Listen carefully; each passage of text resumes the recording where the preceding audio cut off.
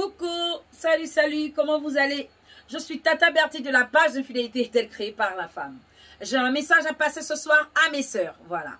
J'ai reçu des messages où j'ai des sœurs qui pleurent parce qu'elles ne font pas d'enfants. Ces dernières sont harcelées par leur époux. Ces dernières sont victimes de moqueries dans leur foyer. Alors les femmes, je viens vous dire ce soir, prenez courage. Vous savez pourquoi? L'enfant n'est pas une garantie dans le couple. Sinon nos hommes, pourquoi ils peuvent faire des enfants dehors et ils ne poussent pas ces femmes? Est-ce qu'on est d'accord? L'enfant n'est pas une garantie dans le couple. Être stérile n'est pas une maladie et confiance en vous. Être stérile n'est pas une maladie, je suis désolée. Quand on se met en couple, la base, ce n'est pas l'enfant. Sinon, pourquoi ne pas demander un certificat médical à ta conjointe? Pourquoi ne pas imposer un CV à ta conjointe? À dire sur ce CV, tu auras au moins la précision que cette dernière est stérile ou un certificat médical qui démontre que cette dernière ne peut pas t'enfanter et ne peut pas enfanter. Si tu crois que la base de ton couple, c'est que ta femme te donne un enfant, alors mon frère, tu te trompes.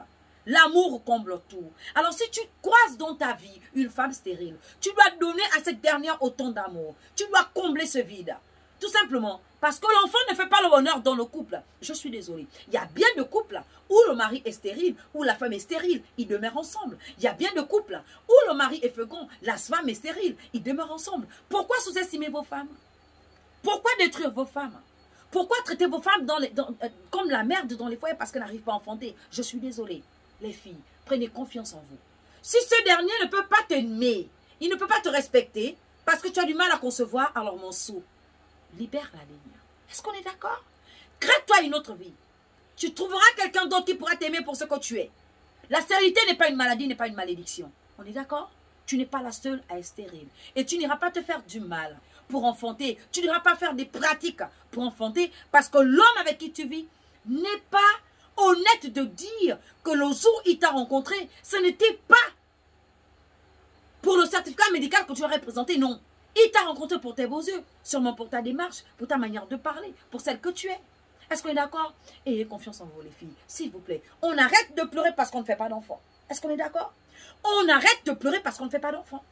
On arrête de pleurer parce qu'on se laisse maltraiter par ces hommes. Ok? Apprenez à dire la vérité dès le début de la relation. À dire, j'ai des problèmes pour concevoir. Alors, si on peut créer une vie ensemble, on va le faire. Maintenant, si on ne peut pas. Mais ce qui est triste avec vous, c'est que les hommes, quand on débute la relation, vous tombez sur des femmes honnêtes qui viendront vous dire, ben écoute, Jacques, moi j'ai des problèmes pour concevoir. Non, il n'y a pas de problème. Moi, je ne t'épouse pas pour des enfants. Moi, si je t'épouse, c'est parce que mon cœur t'a aimé. Tu sais, Paul, moi, j'arrive pas à concevoir.